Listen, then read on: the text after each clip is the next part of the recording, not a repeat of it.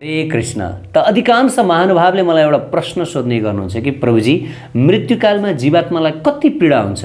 मर्नै लागेको समयमा वा प्राण त्याग गर्नै लागेको समयमा जीवात्माले कति कष्ट अनुभव गर्दछ? शास्त्रमा कहीँ कतै यसको बारेमा लेखिएको छ कि मर्नै लागेको बेलामा अथवा प्राण त्याग गर्नै लागेको बेलामा जीवात्माले यति यति एमाउन्टमा कष्टको अनुभव गर्दछ भनेर? अवश्य शास्त्रमा लेखिएको छ। केवल एउटा मात्र शास्त्रमा होइन, धेरै शास्त्रमा लेखिएको छ कि जब मनुष्यले प्राण त्याग गर्न लाग्दछ, मृत्युकालको समय आउँदा मनुष्यलाई यति यति कष्टको अनुभव हुन्छ। त कति कष्टको अनुभव हुन्छ अब हामी यहाँहरूलाई सेयर गर्न जाँदैछौँ, वर्णन गर्न जाँदैछौँ। कृपया ध्यान दिएर सुन्नुहोला। त शास्त्रमा बताइएको छ, प्राण प्रयाण समय कफवात पित्त कण्ठावरोधन विधौ स्मरणम कुतस्ते। अर्थात् हामीले प्राण त्याग गर्ने समयमा हाम्रो जुन गला हुन्छ, यो गला कफ र बातले ढाकिन्छ। यो यहाँहरूले पनि अनुभव गर्नुभएको होला, अथवा गाउँघरतिर अथवा आफ्नो आफन्तमा जो वृद्ध हुनुहुन्छ, उहाँ जब प्राण त्याग गर्ने बेलामा उहाँको गलामा कफ विशेष गरी अड्किने गर्दछ। वास्तवमा यो सबै मानिसहरूमा हुने गर्दछ कि मृत्युको समयमा हाम्रो जुन गला छ, त्यो गला कफ र बातले अवरुद्ध हुने गर्दछ र हामी सास पनि फेर्न सक्दैनौँ। हेर्नुहोस् त, केवल थोरै समयको लागि मात्र गला कफले ढाकिँदाखेरि कति कष्ट र कति पीडाको अनुभव हुन्छ, त्यो हामीले पनि कहिलेकाहीँ अनुभव गरेका छौँ। त अब जति जति मृत्युकाल नजिकिँदै आउँछ, त्यति त्यति हामीहरू एक दिन मात्र होइन, एक क्षणका लागि मात्र होइन, एक महिनाको लागि वा एक वर्षको लागि वा कयौँ वर्षसम्म हाम्रो गला कफले भरिन सक्दछ र हामीहरूले त्यो कफलाई बाहिर निकाल्न पनि सक्दैनौँ। एकछिन हाम्रो गला कफले ढाकिँदाखेरि हामीलाई त्यस्तो पीडाको अनुभव हुन्छ भने अब महिनौँ महिनौँसम्म, वर्षौँ वर्षसम्म, अझ त्यसमा पनि विशेष गरी कफ प्रधान रोगहरू, विशेष गरी कफ जन्ने बिमारीहरू हामीमा छ भने त ओहो, त्यो पीडाको कुनै अन्दाज गर्न सकिँदैन, त्यो पीडाको कुनै लेखाजोखा गर्न सकिँदैन। त्यति कष्ट हामीहरूले मृत्युकालमा पाउँदछौँ, अनुभव गर्दछौँ। अनि तपाईँ आफै विचार गर्नुहोस् त, त्यस्तो कष्टकर स्थितिमा कसरी भगवानको स्मरण गर्न सकिन्छ? स्मरणम कुतस्ते। अनि त्यति मात्र होइन, जति जति हाम्रो मृत्युको क्षण नजिकिँदै जान्छ, त्यति त्यति हामीहरूलाई चिन्ता र परेशानीले सताउन थाल्दछ। हामीहरूलाई भित्रभित्रै कष्ट हुन थाल्दछ, हामीहरूलाई भित्रभित्रै पीडा हुन थाल्दछ। किनकि हामीहरूले यत्रो दुःख गरेर कमाएको, रगत पसिना चुहाएर जुन घर जग्गा जमिन गाडी पैसा ब्याङ्क ब्यालेन्स जोडेका हुन्छौँ, अब त्यो हामीहरूले छोडेर जाँदैछौँ। हेर्नुहोस् त, कति कष्ट गरेर हामीहरूले ती धनमाल जोडेका हुन्छौँ, तर त्यो हामीहरूले अब बिस्तार बिस्तार छोड्दै जानुपर्ने छ। र हामीहरूले जति पनि कमाएका छौँ, त्यो कमाएको मध्ये एउटा फुटेको कौडी पनि हामीहरूले लिएर जान पाउने छैनौँ। जब हामी यो विचार गर्दछौँ, त्यसपछि हामीहरूलाई कति कष्ट र कति पीडा। मानिसहरूले आफूले कमाएको 1 रुपियाँ पैसा पनि अरूलाई दिन चाहँदैनन्, दाँतबाट पसिना निकाल्ने गर्दछन्। यति कष्ट हुन्छ। वास्तवमा दुःख गरेर कमाएको धन अरूलाई दिनु जस्तो कष्ट केही पनि होइन। अब विचार गर्नुहोस् त, अन्तिम समयमा ती सारा केवल 1-2 रुपियाँ मात्र होइन, करोडौँ करोड रुपियाँ अनि यतिका जग्गा जमिनहरू, कति वैभव, कति ऐश्वर्य हामीहरूले अरू कसैको हातमा छोडेर जानुपर्ने हुन्छ।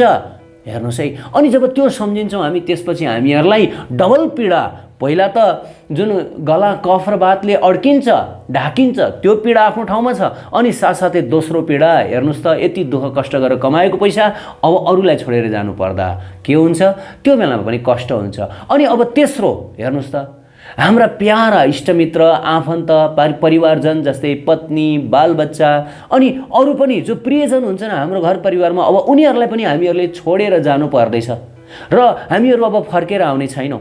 जब हामी यो सोच्दछौँ, त्यसपछि पनि कति पीडामाथि पीडा थपिँदै जान्छ।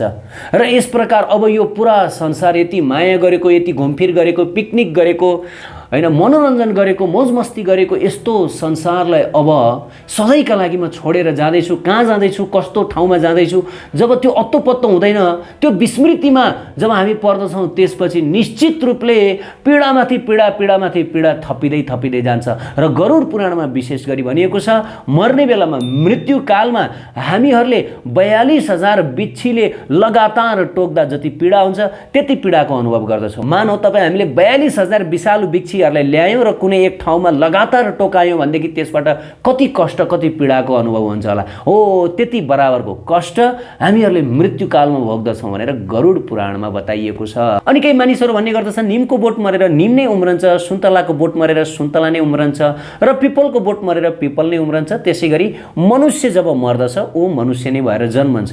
तर वास्तवमा यो सत्य होइन। भगवत गीतामा भगवान श्रीकृष्ण बताउनुहुन्छ यम यम वापी स्मरण भावम त्यजति अन्ते कलेवरम तम तमै व्यक्ति कौन्तेय सदा तद्भाव भावित। अर्थात् मृत्युकालमा मनुष्यले जस्तो जस्तो भावको स्मरण गर्दछ त्यही अनुसार उसले आगामी जन्म प्राप्त गर्दछ। मानौ यदि मृत्युकालमा हामीहरूले मांसको स्मरण गरेर आफ्नो प्राण त्याग गर्यो भनेदेखि अर्को जन्ममा हामीहरू बाघ भालु चितुवा लगायतका मांसाहारी जीव भएर जन्मन्छौँ।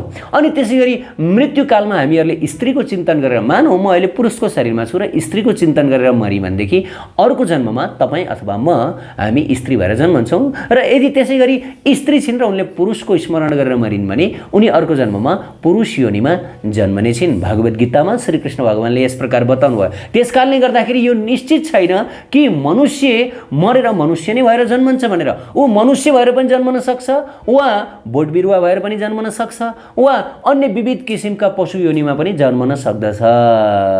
विष्णु पुराणमा विशेष गरी वर्णन गरिएको छ मनुष्यले जीवनभर जिएको चेतनाका आधारमा 84 लाख जीव योनिहरू छन्। अर्थात् 84 लाख प्रजातिका प्राणीहरू छन् र जब हाम्रो मृत्यु हुन्छ हामीहरूले 84 लाख मध्ये जस्तो चेतनामा हामी बाँचेका छौँ त्यही चेतनाका आधारमा कुनै एक प्राणीको शरीर प्राप्त गर्दछौँ र त्यसपछि बिस्तार बिस्तार हामी रिभोल्युसनमा जान्छौँ। रिभोल्युसन भनेको के हो कि अब हामी चक्रमा जान्छौँ कि अहिले हामी कुकुर भएर जन्मिएका छौँ अब अर्को जन्ममा हामी बिरालो भएर जन्मन सक्छौँ। बिरालो भएर जब जन्मेपछि मर्छौँ त्यसपछि मुसा भएर जन्मन सक्छौँ। मुसाबाट फेरि सर्प, सर्पबाट हात्ती, हात्तीबाट यस प्रकार 84 लाख जब जीव योनिहरूलाई हामीले पार गर्दछौँ त्यसपछि मात्रै अन्तिममा मनुष्य योनि प्राप्त गर्दछौँ। त्यसकारण शास्त्रमा यो मनुष्य योनिलाई यति दुर्लभ बताइएको छ कि यो बहुत कठिनाइले बहुत कष्टले प्राप्त गरिन्छ र यो मानव जीवन हामीहरूलाई किन प्राप्त हुन्छ भने हामीहरूले भक्ति गरेर श्रीकृष्णको नाम जपेर हरे कृष्ण महामन्त्र जपेर आध्यात्मिक बनेर हामी कृष्णको धाम जान सक्छौँ। र यति कष्टकर हेर्नुहोस् त कति कष्ट गर्छ। विशेष गरी एक श्लोकमा बताइएको छ जलजा नवलक्षणी स्तबरा लक्ष्य विंशति क्रमाय रुद्र संख्याकः पक्षिणम 10 लक्षणम त्रिंशान लक्ष्य पशवः चतुर्लक्षणी मनुष्य।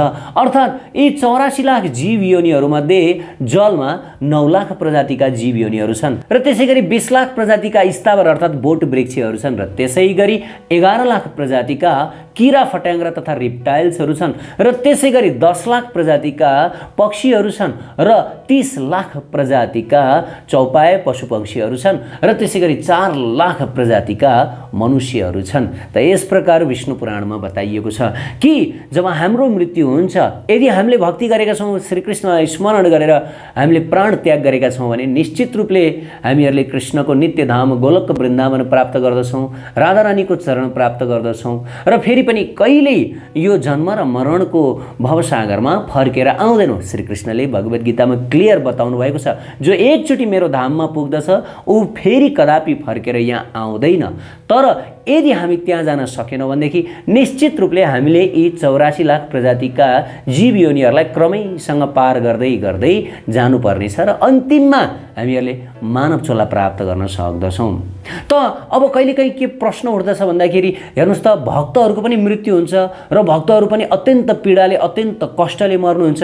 भगवानको भक्ति गर्नुभएको छ उहाँहरूले, भगवानको त्यत्रो नाम जप्नु भएको छ हरे कृष्ण महामन्त्र जीवनभर, तर उहाँहरू पनि त्यसरी मर्नुहुन्छ। उहाँहरू त एकदम आनन्दले एकदम आरामले कुनै कष्ट कुनै पीडा नभइकन मर्नुपर्ने होइन र भनेर केही व्यक्तिहरू प्रश्न गर्नुहुन्छ। त एक्चुअली त्यसो होइन। यो संसारमा जन्म मृत्यु जरा व्याधि चाहे हामी भक्त हौँ चाहे हामी अभक्त हौँ सबैले अनुभव गर्नु पर्दछ।